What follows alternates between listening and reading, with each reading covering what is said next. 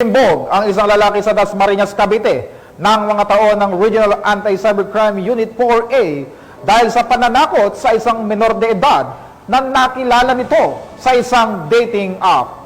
Magbabalita dyan si Patrolwoman Mary Grace Artizuela.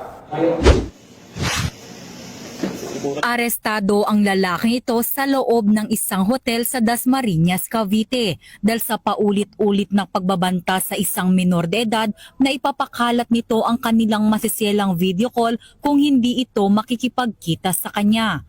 At kalaunay gumawa naman ito ng dummy account upang ipadala sa kaanak ng biktima ang mga nasabing larawan at video.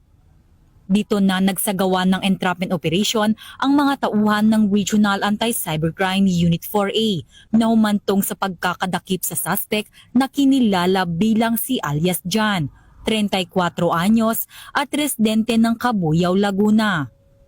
Nasasangkot ngayon ito sa patong-patong na kaso, kabilang ang photo and video voyeurism at Special Protection of Children Against Abuse, Exploitation and Discrimination Act at kasalukuyan itong nakapiit sa Dasmariñas City Police Station. Ayon sa initial investigation ng aming hanay sa Cavite Provincial Cyber Response Team, aming napag-alaman na ang nasabing biktima na itago natin sa pangalang Aurora, isang 17 years old, ay nakilala lamang ang suspect sa isang online dating application na kung saan at wala sa kanyang kagustuhan na i-record ng suspect ang ilang masisela nilang pag-uusap at iba pang aktibidad na siyang ginamit bilang pananakot sa kanya.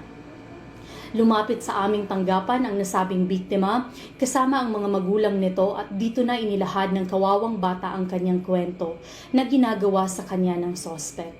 Dahil dito ay nagkasa kami ng isang entrapment operation na nagresulta sa pagkakadakip ng naturang suspect nang sila ay magtagpo sa isang motel sa lungsod ng Dasmariñas City, Cavite.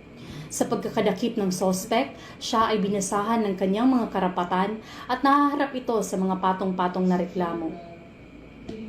Ang kabataan ay pundasyon ng ating bansa, kaya hindi natin hahayaan na sila ay mapahamak at malagay sa mga sitwasyong ikakasira nito. Narito kami, ang kabuoang Philippine National Police, upang sila ay protektahan. Sino man ang nakakaranas ng mga ganitong uri ng karahasan ay huwag kayong matakot na magsumbong at lumapit sa otoridad. Katulong ng buong PNP, sinisiguro namin na masasawatan natin ito ng sama-sama dahil ang gusto ng kabuoang kapulisan ay ligtas kayo. Mula dito sa Campo Crame, ako ang inyong PNN correspondent, Patrolwoman Mary Grace Artizuela, nagbabalita para sa Police News Network, Alagan ng Batas, tagataguyod ng Balita.